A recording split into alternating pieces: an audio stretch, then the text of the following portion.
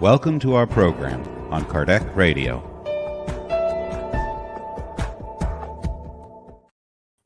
Welcome, dear friends, to Kardec Radio and Health and Spirituality. Our program here is to lead us into new understanding about life in its multi-dimensions. And today, we have the blessing of having with us Rabbi Rami Shapiro. He is with us to share the much he has acquired in his wisdom. And he has a website that I want to share with you for more information, rabbirami.com, RABBIRAMI.com. And you'll find out more about him, his phenomenal books, 36 as far as I know, and much more, his programs. He is an award-winning author of books on religion and spirituality. He received rabbinic ordination from the Hebrew Union College, Jewish Institute of Religion, and he holds a PhD in religion from Union Graduate School. He has worked for many years, and one of the most beautiful things that we find about him at Kardec Radio is his word of tolerance, of togetherness, of unity with everyone. And today, of all things we're going to talk about, we're also going to focus on forgiveness. He has a book on forgiveness, and we want to share more about it. But before I do so, I would like you to know him, and feel free, though the program is going to be pre-recorded now, feel free to write your questions and your comments, and we'll certainly relay it to him. Or you can go later straight to his website and write directly to him at rabbirami.com. Here we have Rabbi Rami with us. Thank you so much for being with us, for your time, and for sharing your wisdom. How are you, Rabbi Rami? I think somewhat muted. Let me see. Unmuted. Yes, unmuted now. Okay. Thank Then you. I am fine, and thank you for having me on your show. So, how do you go from the much study of the scriptures, of the universal wisdom, and then you feel contacting the public to share it all in your books? I'd like to know, because it's not trivial. Not everybody goes from living their lives to sharing and teaching to the general public. Oh, that's an interesting question. I write the books for myself. The way I figure stuff out is by writing it down. So the way I write books is there's something that bothers me, something I want to know, something I don't understand. Maybe it's an experience I'm having. All my books about the Divine Mother were triggered by experiences I was having with the Divine Mother, and I didn't know what to do with them. So I sought out help from different people, but eventually I had to sit down and write about them and write about her in order to make sense of it in my own head.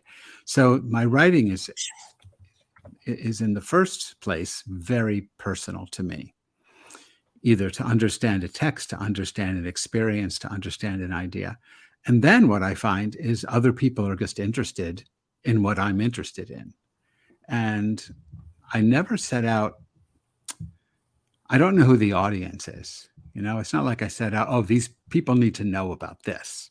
Interesting. My intention is I need to know about this. And given my personality, my psychology, the only way I know about stuff is through the written word. So I'm going to write about it. And then it just sort of, I don't know how it happens, but then I find a publisher and then a book comes out. That part is sort of mysterious to me. Yeah, that's interesting. It's so interesting, so humble. that you're writing for yourself. And usually writers think of the audience they're targeting, right? I don't know. I'm thinking about me. That's not very humble. I'm just trying to think about me. Yes. And then sometimes, not everything gets published, but Mhm. sometimes these things get published. And like you said, I have 36 books, and then there's another one that just got accepted a couple of days ago. So That's beautiful. um, people are just interested. So let's talk about the very beginning, the Divine Mother. For those who are watching us and don't know what you're referring to, would you like to explain to them what you mean? So, I'll keep it personal because for me, it's very personal. I grew up in a Orthodox Jewish environment where when you think about God, you think about God, even though technically God isn't male or female, but our languaging around God in mainstream Orthodox Judaism is very masculine. We talk about God as king, God as Lord, that kind of thing. But I never felt comfortable with that. But most of my rabbinic career, I just simply got rid of all the gender. I spoke about God as source of the universe, source of life, something abstract that was not gendered at all. But in the 80s, I started having, I don't know what to call them, experiences, palpable experiences, auditory, visual experiences of a feminine divine character. I saw her. Now, in the beginning, it was Mary in the Christian tradition. Oh, wow. It was unmistakably Mary. So, let me just put a big parentheses because you're a psychologist. Yeah. So put a big parentheses. I think when I have these experiences, and I'm only going to talk about myself, I think when I'm having these experiences, I'm tapping something deep in my subconscious. I'm looking at archetypes. I'm experiencing archetypes in me that are gateways to dimensions of the divine. So maybe because I grew up in the West, where Christianity is dominant, my earliest experiences of the Divine Mother were the recognizable images of Mary, mother of Jesus. So maybe that's why. I don't know. But that's what it was. I just saw her. And then it was very upsetting personally to me because A, it's not part of my religious tradition. B, as a rabbi, I cannot get up in a synagogue on a Friday night or a Saturday morning during Shabbat and say, I had a conversation with, Mother Mary. My congregation would revolt. They couldn't understand that at all. So I didn't know what to do with it. And I went to several people who I trust. And I said, how do I get this to stop? I went to a wonderful Catholic nun, Sister Jose Habde. She's deceased. She was a Catholic nun and a Native American medicine woman. And she just laughed, not at me, like scoffing, but she laughed when I told her. And she said, once this happens, you can't make it stop. This is something that's going to transform your life. And I just dismissed that idea. And eventually I went to someone, a dear friend of mine, Andrew Harvey, who is deeply devoted to the Divine Mother in many forms, Mary and Kali, and, in various different religious guises. And I told him what was going on. And he said that if I was truly what I call the non-dualist, I think that everything is God, that God cannot be packaged, that everything is God. And he said, if you think everything is God, then God can also be the divine feminine, and God can also have form. I wanted God without form, but here I was experiencing God with form. And he said, if you're really a non-dualist, then you can experience God with form or without form. And that broke through for me. And then he told me that when you experience the Divine Mother, and this is probably his experience, but he was right about me as well, He said, when you experience the Divine Mother, it's going to be a harrowing experience, something I came to call the searing love of God, because she burns away all the falsehood, all the things I was clinging to, and leaves you really with nothing to hold on to except a radical openness to whatever reality is, to whatever the divine is, without labels, without any of that. So that's been my experience of her. You know, I'm looking at you, and over your shoulder, I'm assuming that's a portrait of Jesus. Yeah. Is that who that is? Yes, it is. Yeah. It's made by Akiani when she was 8 years old. You know, the artist. Yeah. So in the Gospel according to Mark, which is the first gospel that was written, even though it's the second gospel in the New Testament. In the Gospel according to Mark, Jesus only says one thing when he's dying on the cross. He quotes from Psalm 22, and he says, Eli, Eli, lama sabachthani, which in English means, my God, why have you forsaken me? And when I read that, or when I read that, my emphasis is on the word my. And what I hear him saying is that what he's learning on the cross, the gift of the cross, is that the last vestiges of his idea of God is being crucified. That's what's being stripped away. In using the language of Andrew Harvey and the Divine Mother, that the Divine Mother is taking away his understanding of God and leaving him absolutely shattered and crucified on the cross, which I believe, using just Christian language here, is absolutely necessary for spiritual development. That you have to be stripped naked, if you like, having all of your theological notions taken away, if you're going to be resurrected into a new being, a spiritual being, an awake being, a Buddha or a Christ or whatever you want to call it.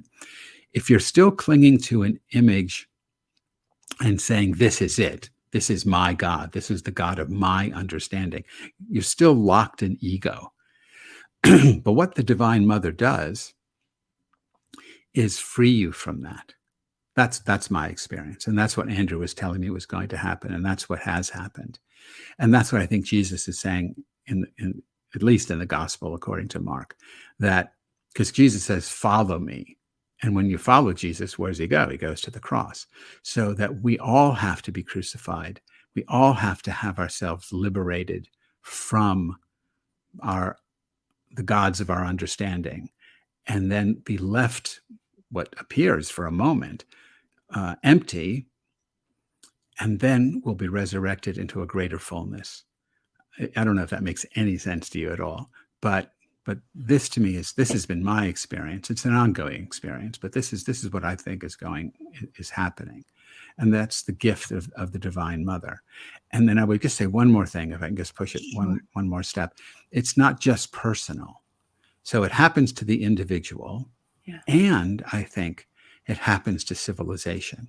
And I would say that we as a civilization, humanity as a civilization, is going through, I don't know, a civilization crucifixion, that we are, as humanity, we are being crucified on the cross of our own ignorance, our own arrogance, our own greed, our own fears, that this violent time we're going through with the pandemic and with the rise of fascism, I mean, all this stuff that's happening all around the world, all of this is part of the Mother's work to, if it's possible, to strip us of all of this madness that we have accrued and prepare us for a rebirth, a new birth.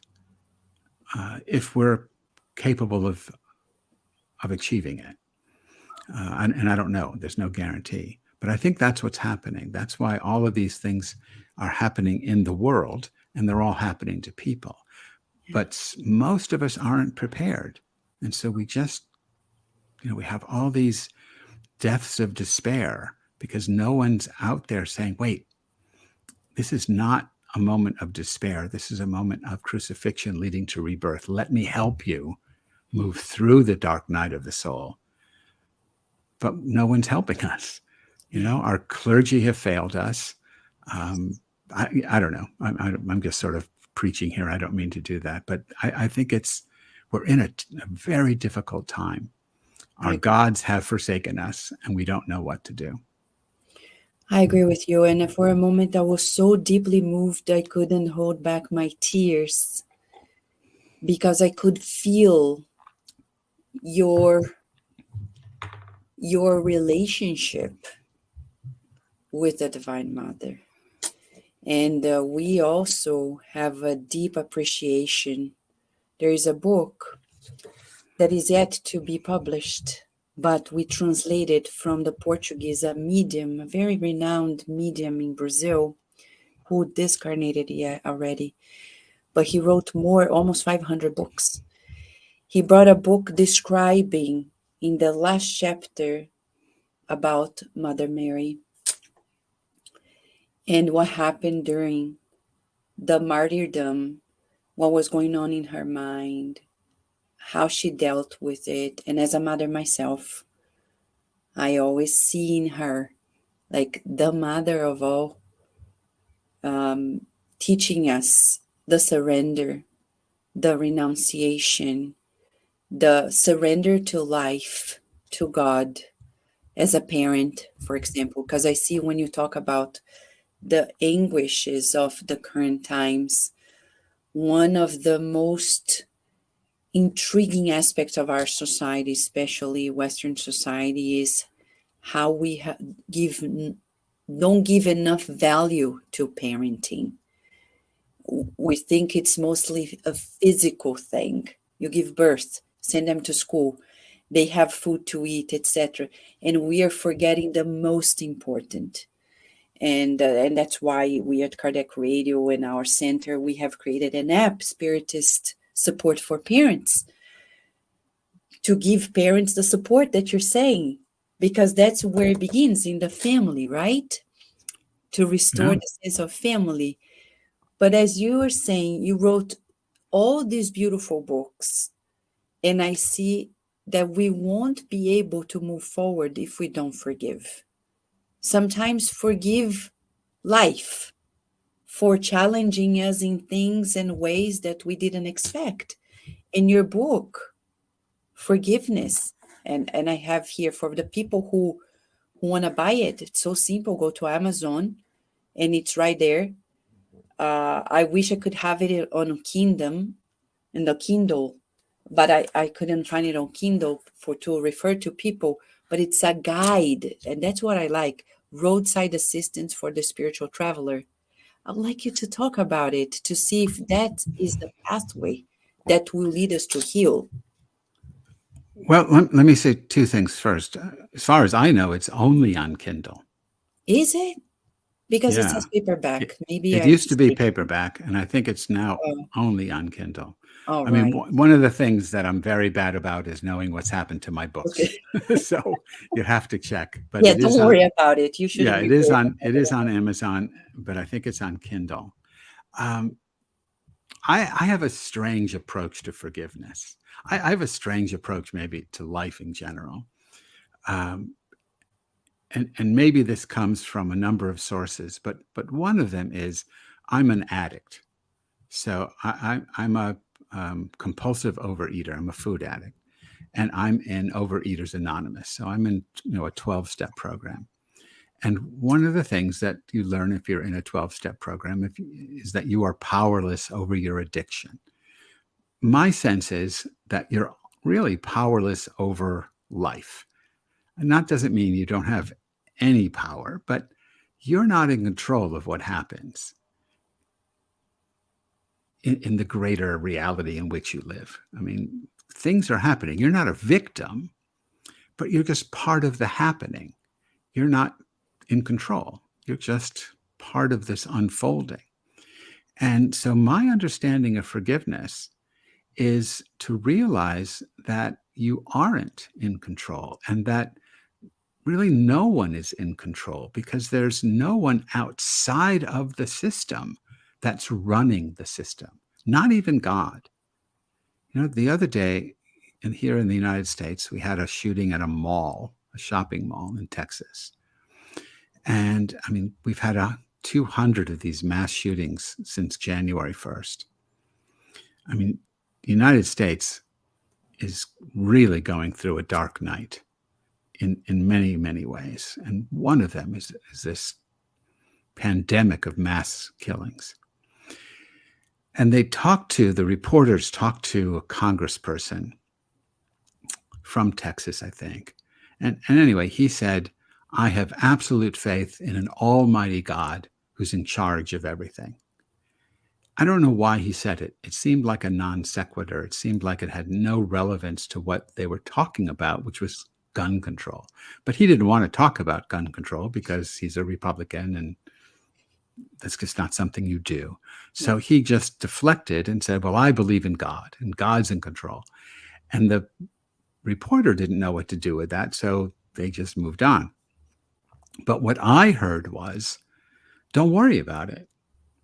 God's all powerful and God's in control, which implies that God could have stopped the slaughter, but didn't, that God knew these people were going to be murdered and allowed it to happen. So maybe there's a plan. I know people who have lost kids, and they say, well, this is part of God's plan. And so I'm not going to be upset, or I'm sad. My child is dead. Of course I'm sad, but there's no one to get angry at, because this is all part of God's plan. I don't feel that way. I just don't feel that there's, here's the universe, and then God's out here and God's controlling it and we're all puppets. No. That's not how I look at the world. I think the world is an expression of God, but God's not running the world the way a puppeteer runs a puppet show. And that things happen, good things and bad things. They happen because at the moment that they happen, nothing else could happen. Given the mental state of the individual who did the shooting, given the laws around guns, given the the thousands of decisions that had to go into why I was at that mall at that moment, all these things that had to be played out in order to get those people to be exactly where they were when the shooter got out of his car with his AR-15 and started shooting. I mean, all these things had to come together for them to be shot. They're just part of this enormously complex happening, and nobody's in control. So with that in mind, forgiveness for me is what happens naturally when I accept the hard truth that what happens because there's no alternative to it happening. There's no one to forgive, because it's just the wildness of life. We want to forgive as a way of gaining control. You're responsible and I forgive you. That gives me power. But there is no power. There's just what the Bible calls tohu vavohu, this wildness, chaos. And we have, and this is just my opinion, and I could certainly be wrong, and I'm not trying to convince anybody. This is just my experience. But my experience is we live in a wild, unformed, chaotic universe. And all we can do is learn to surf the chaos. And that doesn't allow us to avoid the horrors of life. It's just part of the mix. My favorite book, and stop me if I'm going on too long, but my favorite book of the Bible is the book of Job. A lot of people hate the book of Job. And I can understand why, because Job is this nice guy, and God, the story is that God has a biannual meeting. Twice a year, God has a meeting with his angels, and the devil is there, Satan is there. In Judaism, Satan isn't like in Christianity, this devil character who does all these evil things. Satan in Hebrew means the prosecutor. So Satan works for God, and he's the prosecuting attorney. He runs around the world. He takes notes, who did this, who did that, and he reports back to God. So God says to Satan, did you see Job? He's a great guy. Isn't he amazing? Yeah. And Satan says, yeah, he's amazing because you gave him a great family. He's got a successful business. Everybody's healthy. Of course he loves you. And God says, geez, you think it's only because I do nice things? Let's test him. And so God, sanctions the death of Job's kids and the destruction of his business and ultimately his health. And Job never curses God. His wife, in chapter 2, verse 9, I think, in the book of Job, Job's wife comes into the room and Job is just on the floor, basically. He's covered in oozing sores. He's scratching his itching wounds with a piece of pottery, a broken shard of pottery. His children are dead. His business is destroyed. His servants are dead. And she looks at him and her heart breaks. And she says to him, why don't you just curse God and die? And he says, that's silly. You can't do that. You have to accept the good and the bad from God. And that's a brilliant insight. We want just the good. We want God is good. And so I only get good from God. But Job says, no, God isn't good or bad. God is reality. And we have to accept both. Mm-hmm. In the prophet Isaiah, God says, and to me, these are stories. These aren't, I don't take them literally, but they're philosophical positions that people have come to. And I agree with these. Isaiah has God say, I create light, I create darkness, I create good, I create evil. I do all these things. And that's what I think, that the universe is God and good and evil are baked into the cake. This is the Taoist position where there's this beautiful pose in Qigong where you're standing and your hands are outstretched. I can't get it in the camera there like this. Yeah. And it's called monk begging for rice. But what you're open to are the 10,000 joys and the 10,000 sorrows of everyday existence. That's what you can do. You can stay open to the pain and suffering and the joy and gladness. That's all you can do. And when you live like that and you're open to the whole thing, forgiveness happens because there's no one to blame. There's only a sense of we all suffer. And so we have compassion for one another. And at the end of the book of Job, after Job has these arguments with his friends who say, no, God is good, God is just. And Job says, this makes no sense. And then he talks to God and God says, you have no idea how the universe works. And then at the end of the book of Job, when you read an English translation, it's a terrible thing. Most English translations are terrible. In the end, Job, in most English translations, Job says, you're right. I hate myself. I despise myself. And I'm just going to, I'll show you how much I hate myself. I'm going to cover myself in dust and ash from the ground. I'm nothing. I'm dirt. But in the Hebrew, it's much more interesting. Job says basically, I hear what you're saying. I'm just part of this amazing, wild, chaotic reality. And he says, I am comforted. Not I hate myself. I am comforted by being dust and ash, by being stardust. I'm not in control. No one's in control. And I'm comforted by being part of this.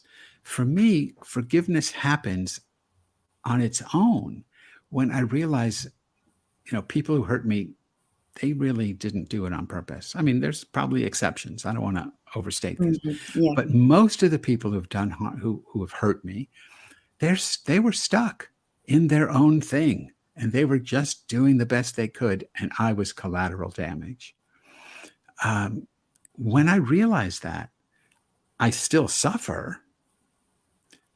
But because I'm not trying to control things and I'm not trying to gain control by blaming someone or attacking someone, then I'm free. And that freedom is what I think forgiveness is. Does that make any sense? It's so beautiful because as you're saying it all, and I love Job's story because it's the reality of life. And my daughter, who is almost 10, she likes reading the Bible and she likes Job's story too. She watches in the Superbook show. And it's interesting because you're talking about forgiveness in a way that comes to me as the conclusion. You can't forgive unless you have a very strong and solid relationship with God. Yeah. Right. And that's when you said, like, you surrender and you don't question, and then there is no one to forgive because this is just an issue.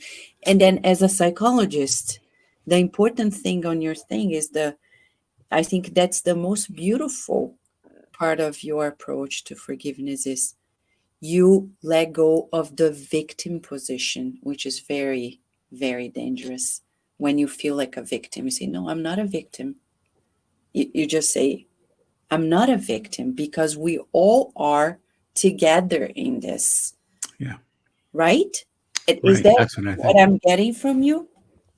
Yeah. There are no victims. And I know it sounds terrible to people who have been abused, and I don't want to minimize that. And it's always, I feel uncomfortable even talking about it because there are people who have suffered so much at the hands of other people.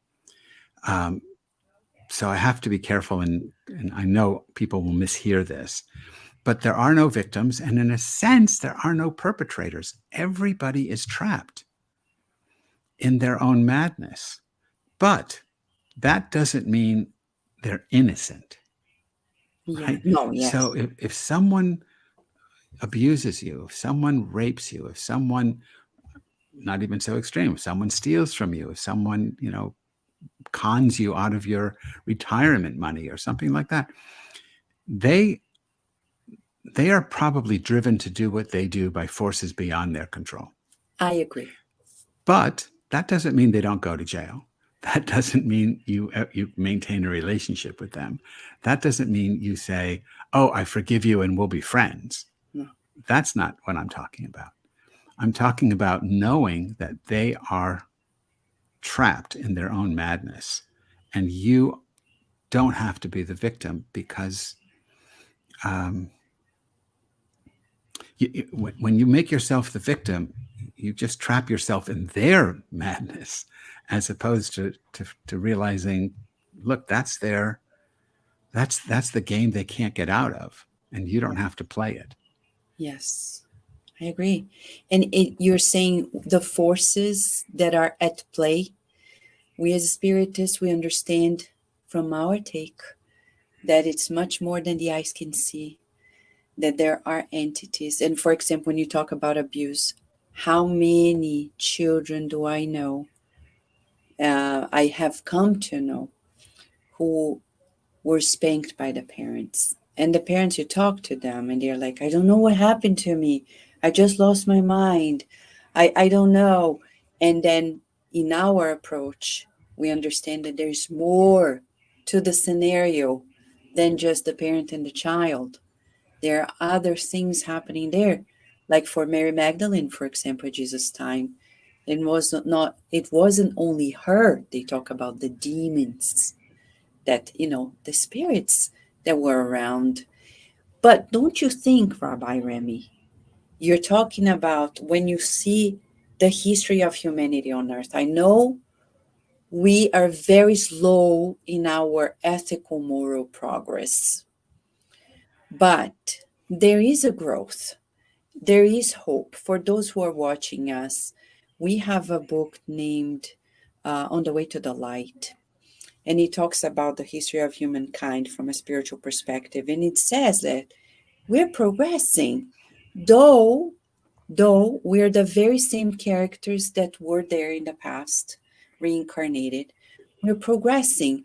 I don't want to push any concepts here, but the idea that there is hope, the understanding that in spite of the current times being very challenging, we cannot go desperate, because the surrender you're talking about is a key element.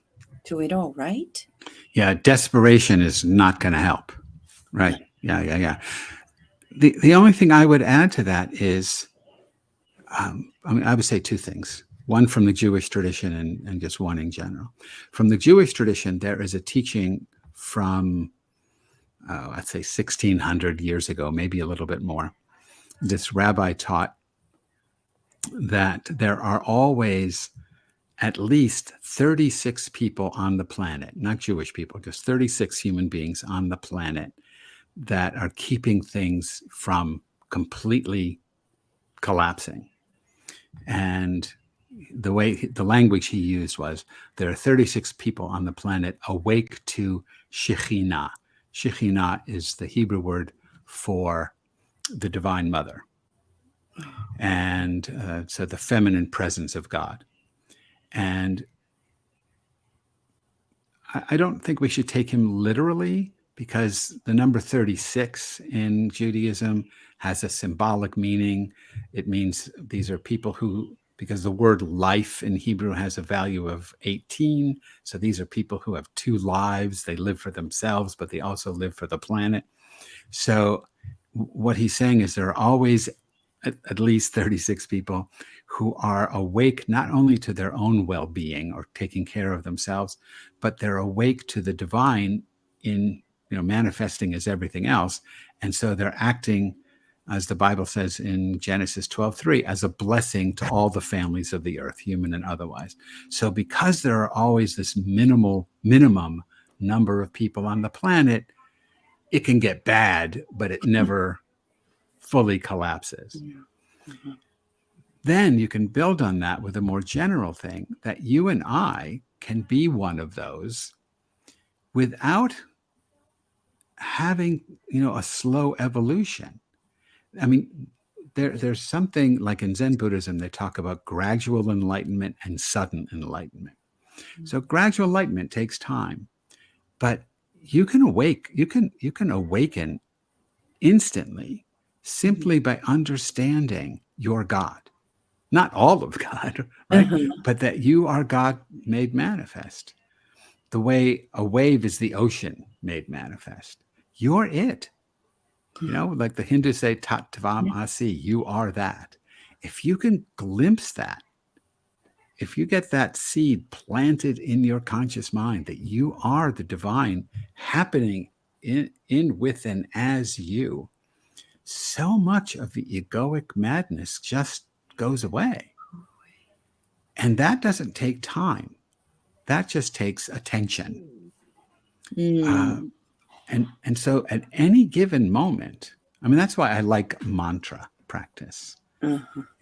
So in every tradition has mantra, the repetition of a sacred phrase or something. And so in Judaism, we have lots of them, but one that I use ongoing, one that I use all the time, it's from Deuteronomy. It says, Ein od milvado. It means there's nothing but God. So I say that when I brush my teeth. I say that throughout the day. And there's probably music, but I just say, Ein od milvado, Ein od milvado. There's nothing but God. There's nothing but God. When I look in the mirror, there's nothing but God. When I see another person, there's nothing but God. I see a tree, an animal, my dog, there's nothing but God. Now, the idea is that one of these times when I say it, I'll get it. It'll be the I don't know what you call it, but the moment will snap, and Rami will realize, oh, it really is. I'll experience that everything is God. And at that moment of sudden awakening, all the madness of the ego dissipates. And I become one of these 36, and I can act for the well-being of self and other. And it's going to take. It's gradual in that I have to keep saying this for the moment when it happens. But when it happens, it's sudden. So evolution over generations or over eons. Okay, I'm not going to deny that. But if people would engage in a practice. And I promote mantra. So, whether it's Hare Krishna or Om or Om Mani Padme Om, or whatever your tradition is, or if you're a Christian, to say there's a mantra in I forget. I think it's the Book of Revelation, Maranatha. Come Lord, over and over again, or the Jesus prayer.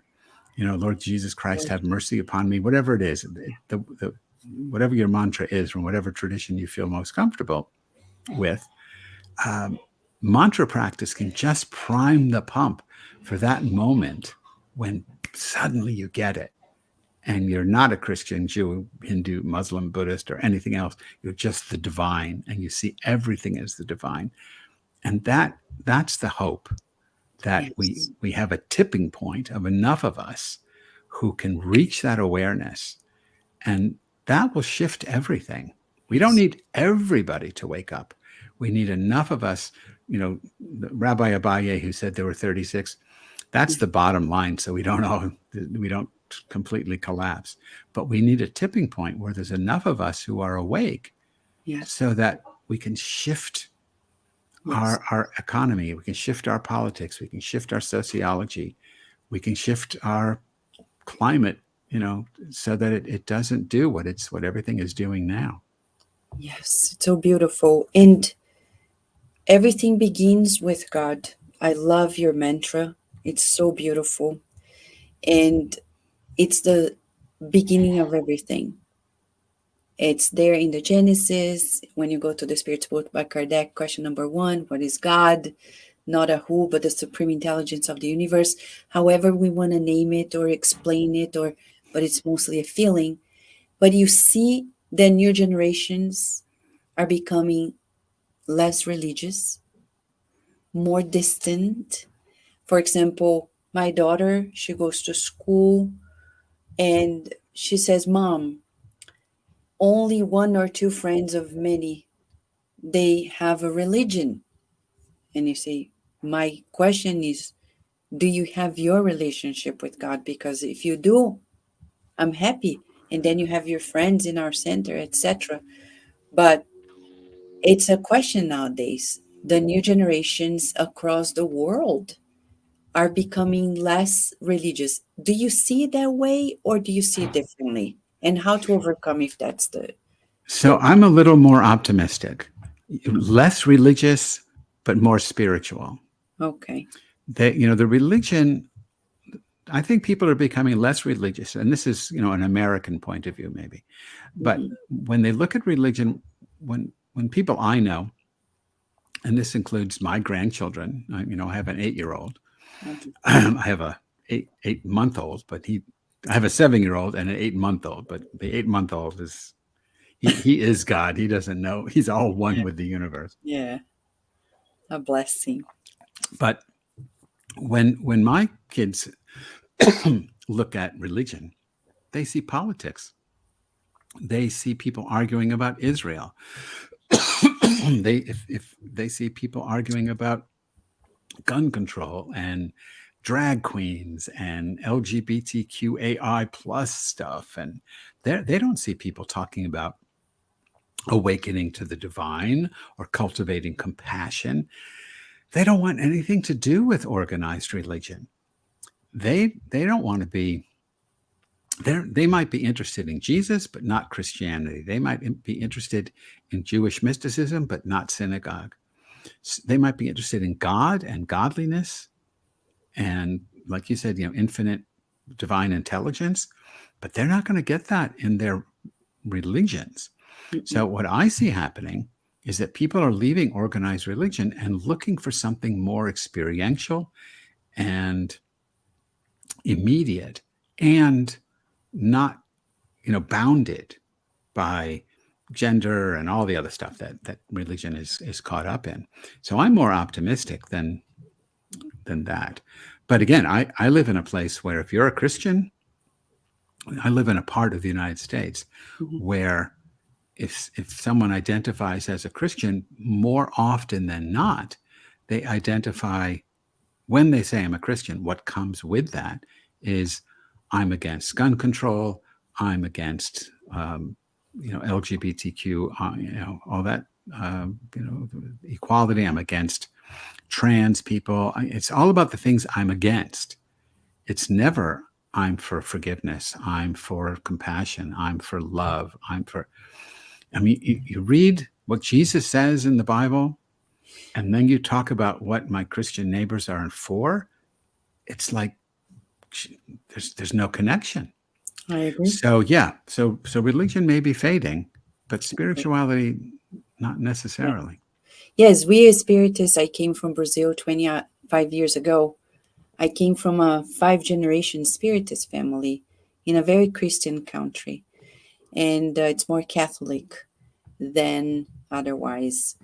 But we learned that Jesus, brings us together, and that it's about forgiveness, etc. And then when I came to America, people start telling, "Oh, you're Christian, so you believe in this, you believe in that." I said, "No, no, no, no, no, no. That's not what I meant."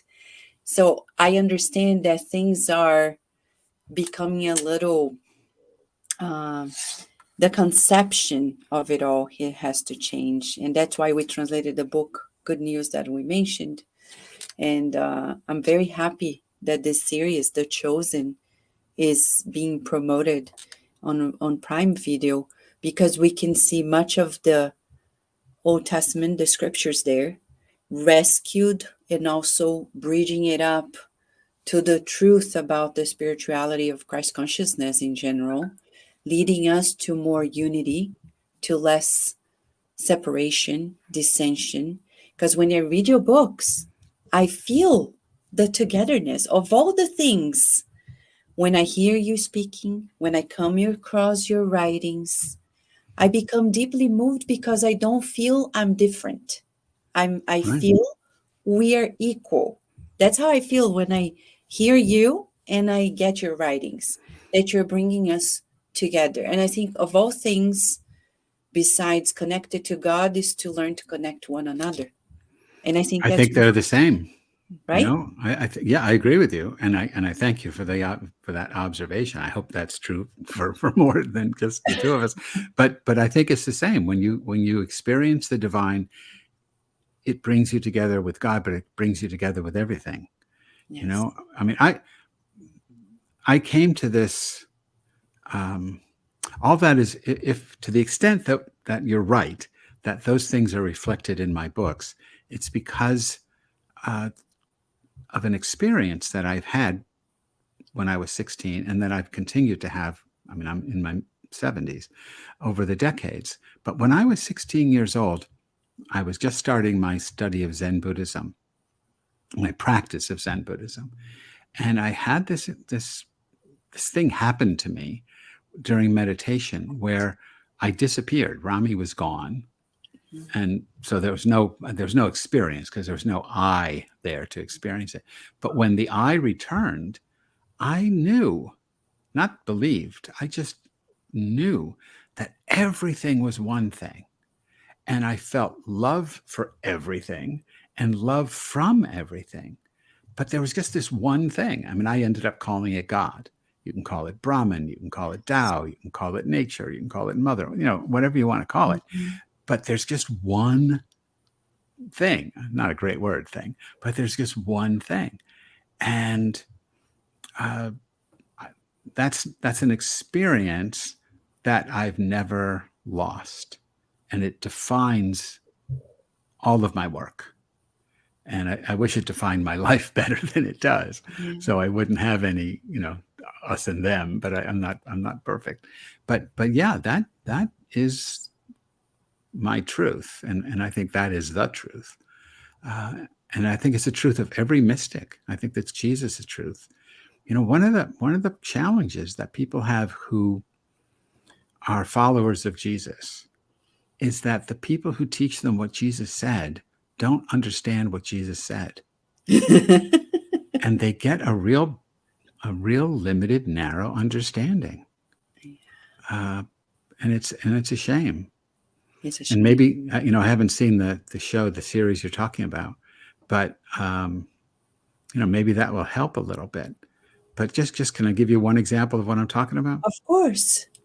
So I was in Israel, Palestine few years ago. I've been many times. I lived there. I used to live there for extended periods of time. But I was there once, and I was having this conversation. It's a longer story, but I'm going to keep it short. I was having this conversation with an Anglican priest, and she said to me, when Jesus says, "I am the way, the truth, and the life, and no one comes to the Father except through me," is he, this is a classic evangelical trope. Is he lying? Is he a lunatic? Or is he telling you the truth, and therefore he's the Lord? And I said, you're misunderstanding what he's saying. He's not lying. He's not a lunatic. That would be like he's a megalomaniac. He thinks he's God. But you're misunderstanding what he's saying because you're reading it in English and you miss the point. When Moses asks God in the story of the burning bush to reveal the nature of divinity, God responds with the term ehye, which means I am. So when Jesus says I am, he's referencing not the ego Jesus. Yeah. He's referencing Christ consciousness, the divine mind. And he's saying the I, that is the divine mind, is the way, the truth, and the life. And no one comes to recognize the divine except through the divine mind, which he says elsewhere is in me and it's in you. And that's the truth.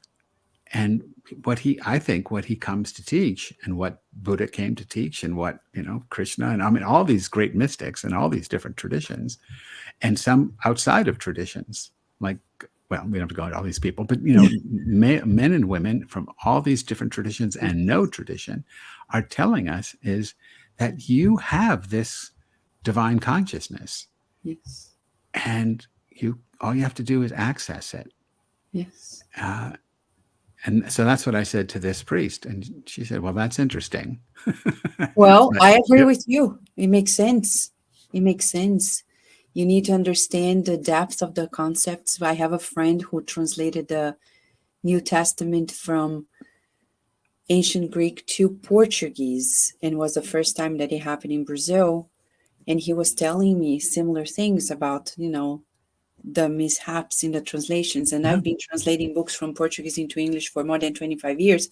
And it's so hard from Portuguese into English. Imagine from an ancient language to the current times. Of course, we're going to miss many things. We won't be able to bridge it up completely. We're going to miss many things. But then, Rabbi Rami, going back to the very beginning, we're talking about the suffering of the world. What matters the most is what? To focus on those, as Jesus said, since we're talking about him.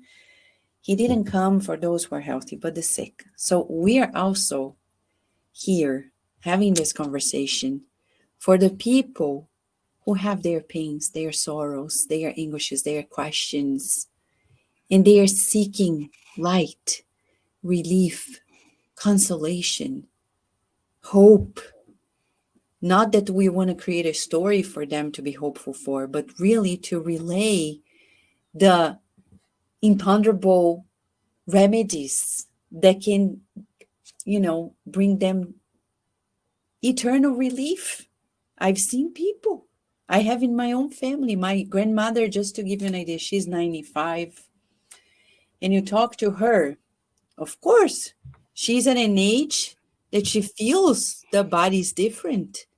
She's not the same, but she's so faithful. You talk to her, she's always hopeful. She's always seeing the bright side of everything. And she's not a lunatic. She's really in this realm, but she sees life in God's eyes. And when I talk to her, I say, I have to learn this. Not that I want to be in the la la land, very realistic. But as you said, we're here for a calling. Everyone is. Right? Yes. I mean, you can take this from two different perspectives.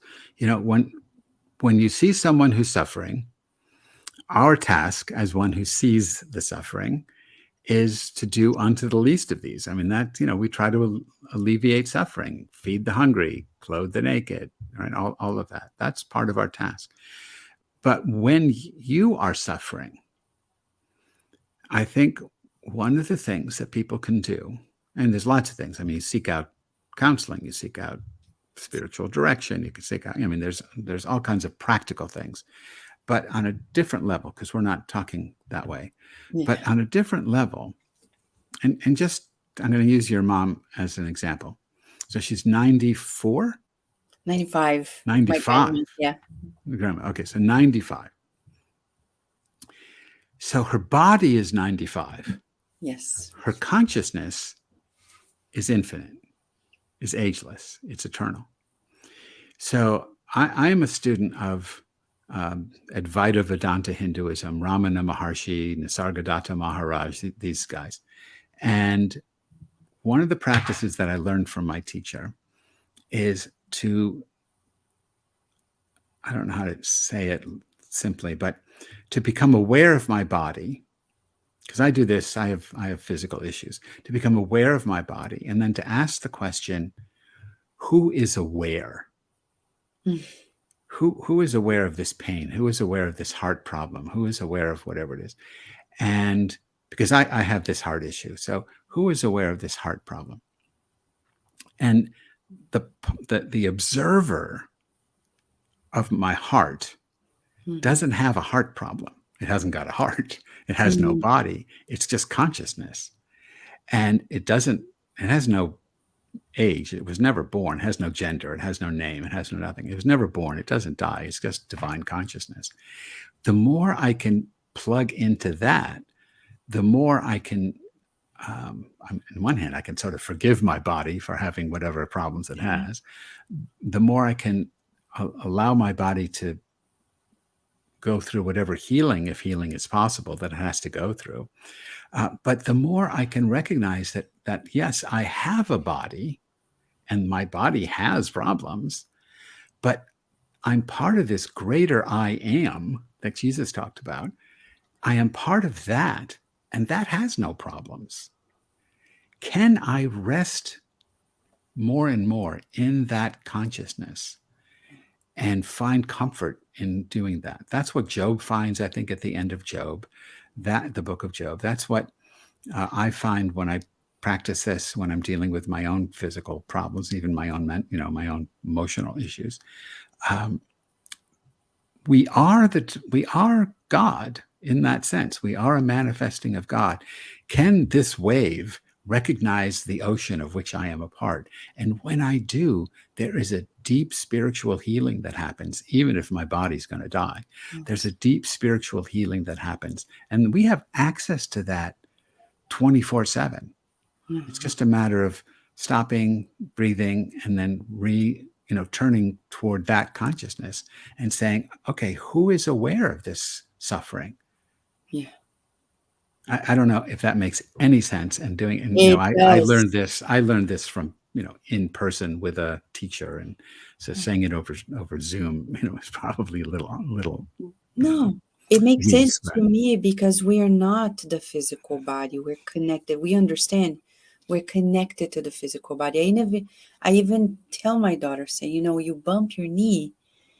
It's not you. It's your body. You have a relationship. I was talking this at the center, the Spiritist Center the other day, saying, we have a relationship with the physical body, but we're not the physical body, though we're together in this experience for immortality.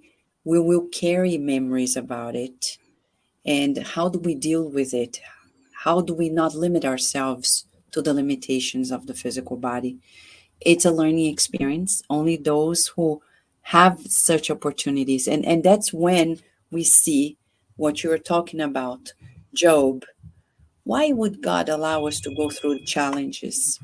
So for those who are watching us, I'm sure if they go through your books, they will have much more to learn.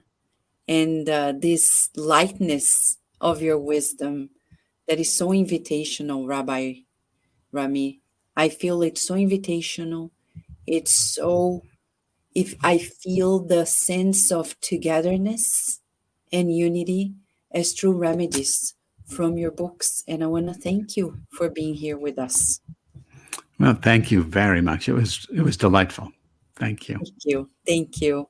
I want to say to our audience, thank you so much for being here with us. It's Blessed America, this new series in health and spirituality, bringing to you how many blessings we have in America. Thinkers that are leading us to beautiful, optimistic new directions. It's up to us to join in. Go to rabbirami.com, get to know more, and stay tuned at Kardec Radio, because here, we're always here, nourishing our souls. I see you next time in Health and Spirituality with the new season on Blessed America.